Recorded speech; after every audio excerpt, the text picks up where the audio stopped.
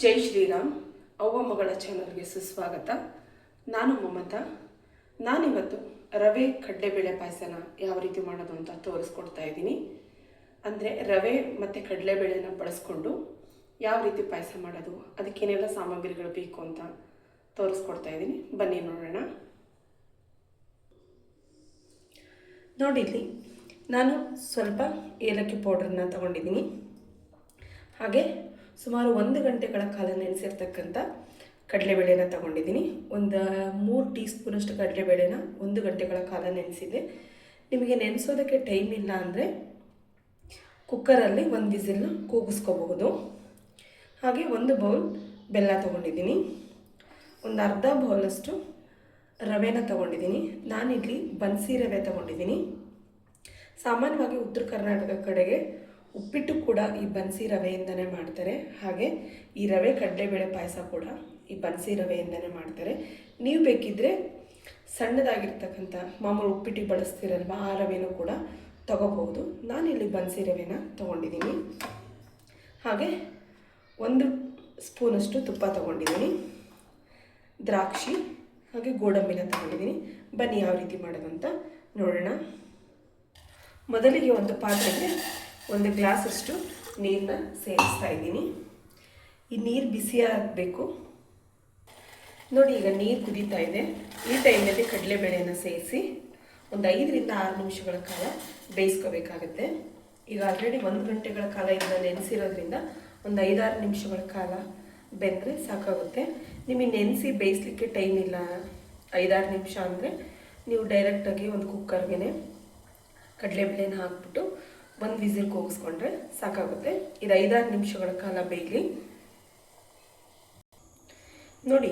5-6 ನಿಮಿಷಗಳ ಕಾಲ ಕಡಲೆಬೇಳೆ ಬೆಂದ್ಕೊಳ್ಳಿ. ಅಷ್ಟರಲ್ಲಿ ಒಂದು ಕಡಾಯಿಗೆ 1 ಸ್ಪೂನ್ ತುಪ್ಪನ ಹಾಕ್ಬಿಟ್ಟು ಅದು ತುಪ್ಪ ಬಿಸಿಯಾದ ನಂತರ ಗೋಡಂಬಿ ಮತ್ತು ದ್ರಾಕ್ಷಿನ ಹುರ್ಕೊಳ್ಳೋಣ.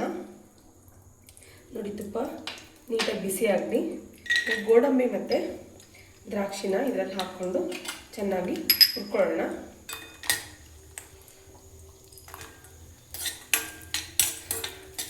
ಸಾಮಾನ್ಯವಾಗಿ ಉತ್ತರ ಕರ್ನಾಟಕ ಕಡೆಗೆ ರೈತರು ಹೊಲಗಳಿಂದ ಬಂದರು ಅಂದರೆ ಸಾಕು, ಏನು ಮಾಡ್ತಾಯಿದ್ರು ಅಂದರೆ ಮನೆಗಳಲ್ಲಿ ಫಸ್ಟ್ ಬಂದ ತಕ್ಷಣ ಬೆಲ್ಲ ಕೊಟ್ಬಿಟ್ಟು ನೀರು ಕೊಡ್ತಾಯಿದ್ರು.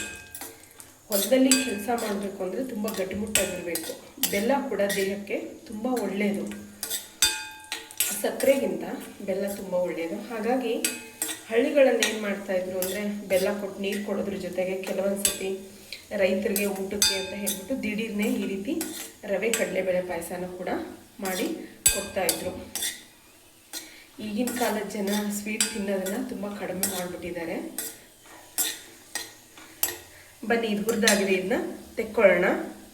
ಈಗ ಇದೇ ತುಪ್ಪಕ್ಕೆ ರವೆನ ಸೇರಿಸ್ಕೊಂಡು ಹುರ್ಕೊಳ್ಳೋಣ.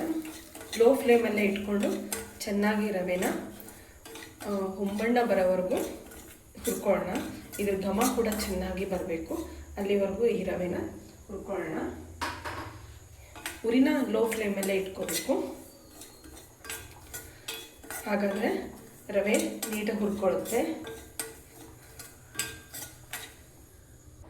ನೋಡಿ. ಈಗ ರವೆ ನೀಟಾಗಿ ಹುರಿದಿದೆ. ಸುಮಾರು ಲೋ ಫ್ಲೇಮಲ್ಲಿ ಇಟ್ಕೊಂಡು 1 ರಿಂದ 1.25 ನಿಮಿಷದವರೆಗೂ ಈ ರೀತಿ ನಿಧಾನಕ್ಕೆ ಹುರ್ಕೊಂಡಿದ್ದೀನಿ. ಈಗ ಈ ರವೆನ ಒಂದು ಬೌಲ್ಗೆ ಟ್ರಾನ್ಸ್ಫರ್ ಮಾಡ್ಕೊಳ್ಳೋಣ. ಬೌಲ್ಗೆ ಒಂದು 2.5 ಬೌಲಷ್ಟು ನೀರನ್ನ ಸೇರಿಸ್ತಾ ಇದ್ದೀನಿ. ಅರ್ಧ ಕಪ್ ರವೆಗೆ 2.5 ಬೌಲಷ್ಟು ನೀರನ್ನ ಸೇರಿಸ್ತಾ ಇದ್ದೀನಿ. ಇದು ಬನ್ಸಿ ರವೆ ಆಗಿರೋದ್ರಿಂದ ನಾನು 2.5 ಕಪ್ನಷ್ಟು ನೀರನ್ನ ಸೇರಿಸ್ತಾ ಇದ್ದೀನಿ. ನೀವು ಮಾಮೂಲು ಉಪ್ಪಿಟ್ಟು ರವೆ ತಗೊಂಡಿದ್ರೆ 2 ಕಪ್ ನೀರಾದರೆ ಸಾಕಾಗುತ್ತೆ. ಇದು ನೀರು ಚೆನ್ನಾಗಿ ಬಾಯ್ಲ್ ಆಗಲಿ ನೋಡಿ. ಈಗ ನೀರು ಚೆನ್ನಾಗಿ ಕುದೀತಾ ಇದೆ. ಈ ಟೈಮಲ್ಲಿ ರವೆನ ಸೇರಿಸ್ತಾ ಇದ್ದೀನಿ. ಈ ರವೆ ಬೆಲ್ಲದ ನೀರಲ್ಲಿ ಬೇಯಿಸ್ಕೊಂಡ್ರೆ, ಅಂದರೆ ಬೆಲ್ಲನ ಕರಗಲಿಕ್ಕಿಟ್ಟು ರವೆನ ಸೇರಿಸಿದ್ರೆ ಬೇಗ ಬೆಂದ್ಕೊಳ್ಳಲ್ಲ. ಏಕೆಂದರೆ ಇದು ಬನ್ಸಿ ರವೆ. ಹಾಗಾಗಿ ಮೊದಲೇ ಬೆಲ್ಲದ ನೀರಲ್ಲಿ ರವೆನ ಸೇರಿಸಿದ್ರೆ ಬೇಗ ಬೆಂದ್ಕೊಳ್ಳಲ್ಲ. ಹಾಗಾಗಿ ಮೊದಲಿಗೆ ನೀರಿನಲ್ಲಿ ಚೆನ್ನಾಗಿ ಬೇಯಿಸ್ಕೊಳ್ಳೋಣ ಇದನ್ನು. ಉತ್ತರ ಕರ್ನಾಟಕ ಕಡೆಗೆ ವರ್ಷಕ್ಕೆ ಕಡಿಮೆ ಅಂದರೂ 12 ತಿಂಗಳು. 12 ತಿಂಗಳಲ್ಲಿ ಪ್ರತಿ ತಿಂಗಳೂ ಹಬ್ಬಗಳಿರುತ್ತೆ. ಕೆಲವೊಂದು ಹಬ್ಬಗಳಿಗೆ ಪರ್ಟಿಕ್ಯುಲರ್ ಆಗಿ ಒಬ್ಬಟ್ಟು ಮಾಡಬೇಕು ಅಂತಲೇ ಇರುತ್ತೆ. ಇನ್ನು ಕೆಲವು ಹಬ್ಬಗಳಿಗೆ ಗೋಧಿ ಪಾಯಸ ಮಾಡಬೇಕು ಅಂತಿರುತ್ತೆ, ಕರ್ಜಿಕಾಯಿ, ಹೀಗೆ ಬೇರೆ ಬೇರೆ ಪದಾರ್ಥಗಳನ್ನು ಮಾಡಲೇಬೇಕಾದಂಥ ಅನಿವಾರ್ಯತೆ ಇರುತ್ತೆ. ಆದರೆ ಪ್ರತಿ ತಿಂಗಳಲ್ಲಿ ಒಂದು ಅಮಾವಾಸ್ಯೆ ಹುಣ್ಣಿಮೆ ಅಂತ ಬರುತ್ತೆ. ಪ್ರತಿ 15 ದಿನಕ್ಕೊಮ್ಮೆ ಅಮಾವಾಸ್ಯೆ, ಒಂದು ತಿಂಗಳಲ್ಲಿ ಒಂದು ಅಮಾವಾಸ್ಯೆ ಒಂದು ಹುಣ್ಣಿಮೆ ಅಂತ ಬರುತ್ತೆ. ಹಳ್ಳಿಗಳಲ್ಲಿ ಪ್ರತಿ ಅಮಾವಾಸ್ಯೆ ಹುಣ್ಣಿಮೆಗೂ ನೈವೇದ್ಯಕ್ಕೆ ಏನಾದರೂ ಸ್ವೀಟ್ ಮಾಡಲೇಬೇಕು, ಅದು ಹಳ್ಳಿ ಕಡೆ ಪದ್ಧತಿ. ಹಾಗಾಗಿ ಪ್ರತಿ 15 ದಿನಕ್ಕೊಮ್ಮೆ ಏನಪ್ಪ ಸ್ವೀಟ್ ಮಾಡೋದು ಅಂತ ಯೋಚನೆ ಮಾಡ್ತಿರ್ತಾರೆ. ಆದರೆ ಹಳ್ಳಿಗಳಲ್ಲಿ ಏನು ಮಾಡ್ತಾರೆ ಅಂದರೆ ಈ ರೀತಿಯಾಗಿರ್ತಕ್ಕಂಥ ರವೆ ಕಡಲೆಬೇಳೆನ ಬಳಸಿ ಪಾಯಸ ಮಾಡಿ ನೈವೇದ್ಯ ಮಾಡ್ತಾರೆ. 15 ದಿವಸಕ್ಕೊಂದ್ಸತಿ ಸ್ವೀಟ್ ಮಾಡಬೇಕಲ್ಲ, ಹಾಗಾಗಿ ಕಡಲೆಬೇಳೆ ರವೆನ ಬಳಸ್ಕೊಂಡು ಪಾಯಸನ ಮಾಡ್ತಾರೆ. ಸುಮಾರು ಇದೊಂದು 2 ರಿಂದ 3 ನಿಮಿಷಗಳ ಕಾಲ ಬೆಂದ್ಕೊಳ್ಳಿ. ಉರಿನ ಸ್ವಲ್ಪ ಮೀಡಿಯಮ್ ಫ್ಲೇಮಲ್ಲೇ ಇಟ್ಕೊಳ್ಳಿ. ಇದು ನೀಟಾಗಿ ಬೇಯಬೇಕಾಗುತ್ತೆ. ನೋಡಿ, ಈ ಕಡೆಗೆ ಕಡಲೆಬೇಳೆ ಕೂಡ ಒಂದು 5 ರಿಂದ 6 ನಿಮಿಷಗಳ ಕಾಲ ಬೆಂದ್ಕೊಂಡಿದೆ. ನೋಡಿ, ಈ ರೀತಿ ಪ್ರೆಸ್ ಮಾಡಿದ್ರೆ ಈ ರೀತಿ ನೀಟಾಗಿ ಬೆಂದ್ಕೊಂಡಿದೆ. ಈಗ ಇದನ್ನು ಬೇಯಿಸಿರ್ತಕ್ಕಂಥ ಕಡಲೆಬೇಳೆನ ಈ ರವೆಗೆ ನೀರು ಸಮೇತ ಸೇರಿಸೋಣ. ಅದರಲ್ಲೇನು ನೀರಿತ್ತಲ್ವ, ಆ ನೀರು ಸಮೇತನೇ ಇದಕ್ಕೆ ಸೇರಿಸೋಣ. ಈಗ ರವೆ ಒಂದು 2 ರಿಂದ 3 ನಿಮಿಷಗಳ ಕಾಲ ಬೆಂದ್ಕೊಂಡಿದೆ, ಜೊತೆಗೆ ಕಡಲೆಬೇಳೆ ಒಂದು 5-6 ನಿಮಿಷ ಬೆಂದ್ಕೊಂಡಿದೆ.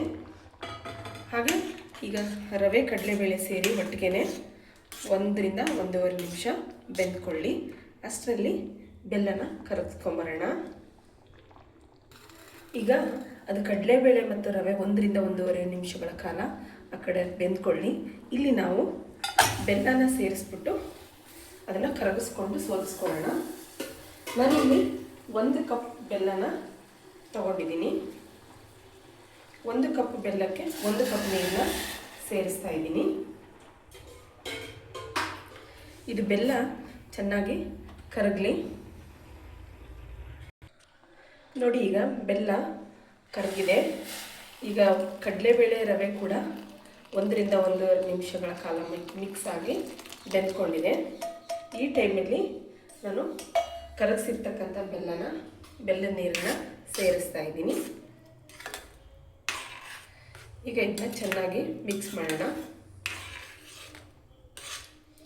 ಇದು ಚೆನ್ನಾಗಿ ಕುದಿಬೇಕು. ಕುದ್ರೆ ಪಾಯಸ ರೆಡಿ ಆಗುತ್ತೆ. ನೋಡಿ, ಪಾಯಸ ಚೆನ್ನಾಗಿ ಕುದೀತಾ ಇದೆ. ಈ ಕನ್ಸಿಸ್ಟೆನ್ಸಿಯಲ್ಲಿದೆ. ಇದು ತಣ್ಣಗಾದ ನಂತರ ತುಂಬ ಗಟ್ಟಿಯಾಗಿಬಿಡುತ್ತೆ. ಅದಕ್ಕೆ ಈ ಕನ್ಸಿಸ್ಟೆನ್ಸಿಯಲ್ಲೇ ಇರಬೇಕು. ಸಾಮಾನ್ಯವಾಗಿ ಚಾಮುಂಡಿ ಬೆಟ್ಟ ಆಗಲಿ, ಮಲೆ ಮಹದೇಶ್ವರ ಬೆಟ್ಟ, ಸುತ್ತೂರು ಮಠ, ಹಲವಾರು ದೇವಸ್ಥಾನಗಳಲ್ಲಿ ಇದೇ ರೀತಿಯಾದ ಪ್ರಸಾದನ ಕೊಡ್ತಾರೆ. ಅಷ್ಟೇ ರುಚಿಕರವಾಗಿರುತ್ತೆ ಕೂಡ ಈಗಲೂ ಕೂಡ. ಇದು ಈಗ ಚೆನ್ನಾಗಿ ಕುದೀತಾ ಇದೆ. ಗ್ಯಾಸ್ನ ಆಫ್ ಮಾಡಿಬಿಟ್ಟು ತುಪ್ಪದಲ್ಲಿ ಫ್ರೈ ಮಾಡಿಟ್ಕೊಂಡಿರ್ತಕ್ಕಂಥ ಗೋಡಂಬಿ ಮತ್ತು ದ್ರಾಕ್ಷಿನ ಸೇರಿಸೋಣ. ಹಾಗೆ ಕೊನೆಯದಾಗಿ ಸ್ವಲ್ಪ ಏಲಕ್ಕಿ ಪೌಡ್ರನ್ನ ಸೇರಿಸ್ತಾ ಇದ್ದೀನಿ. ಅದೇ ಏಲಕ್ಕಿ ಪೌಡ್ರಲ್ಲಿ ಸ್ವಲ್ಪ ತುಪ್ಪ ಬಿದ್ದುಬಿಡ್ತು, ಹಾಗಾಗಿ ಅದು ಮೆತ್ತಗಾಗಿದೆ. ಕೊನೆಯದಾಗಿ ಮಿಕ್ಕಿರೋ ಇನ್ನೂ ಸ್ವಲ್ಪ ತುಪ್ಪನ ಸೇರಿಸ್ತಾ ಇದ್ದೀನಿ. ನಾನು 1 ಸ್ಪೂನ್ ತುಪ್ಪ ತಗೊಂಡಿದ್ದೆ, ಅದರಲ್ಲೇ ಸ್ವಲ್ಪ ಮಿಕ್ಕಿತ್ತು. ಮೇಲ್ಗಡೆ ಸ್ವಲ್ಪ ತುಪ್ಪನ ಸೇರಿಸಿದರೆ ಸಾಕಾಗುತ್ತೆ. ಇದೆಲ್ಲವನ್ನು ಸೇರಿಸಿದ ನಂತರ ಚೆನ್ನಾಗಿ ಒಂದ್ಸತಿ ಮಿಕ್ಸ್ ಮಾಡಿದರೆ ರವೆ ಕಡಲೆಬೇಳೆ ಪಾಯಸ ರೆಡಿ ಆಯಿತು. ನೋಡಿ, ನೋಡಲಿಕ್ಕೆ ಎಷ್ಟು ಚೆನ್ನಾಗಿ ಕಾಣ್ತಾ ಇದೆ. ಟೇಸ್ಟ್ ಕೂಡ ಅಷ್ಟೇ ರುಚಿಯಾಗಿರುತ್ತೆ. ನೋಡಿ, ರವೆ ಕಡಲೆಬೇಳೆ ಪಾಯಸ. ಬನ್ನಿ ನೋಡೋಣ. ನೋಡಿ, ಬಿಸಿ ಬಿಸಿಯಾಗಿರ್ತಕ್ಕಂಥ ರವೆ ಕಡಲೆಬೇಳೆ ಪಾಯಸ ರೆಡಿಯಾಗಿದೆ. ನೋಡಿ, ನೋಡಲಿಕ್ಕೂ ಎಷ್ಟು ಚೆನ್ನಾಗಿದೆ. ಟೇಸ್ಟ್ ಕೂಡ ಅಷ್ಟೇ ತುಂಬ ಚೆನ್ನಾಗಿರುತ್ತೆ ಅಂದ್ಕೊತೀನಿ. ನೋಡಿ, ಎಷ್ಟು ಚೆನ್ನಾಗಿ ಕಾಣಿಸ್ತಾ ಇದೆ. ದೇವಸ್ಥಾನದ ಶೈಲಿಯಲ್ಲೇ ಬಂದಿದೆ. ನೋಡಿ, ಎಷ್ಟು ಚೆನ್ನಾಗಿದೆ ಪಾಯಸ. ತುಂಬ ರುಚಿಯಾಗಿರುತ್ತೆ. ಬನ್ನಿ, ರುಚಿ ಹೇಗಿದೆ ಅಂತ ನೋಡೋಣ. ಬನ್ನಿ, ರವೆ ಕಡಲೆಬೇಳೆ ಪಾಯಸ ಟೇಸ್ಟ್ ಯಾವ ರೀತಿ ಇದೆ ಅಂತ ನೋಡೋಣ.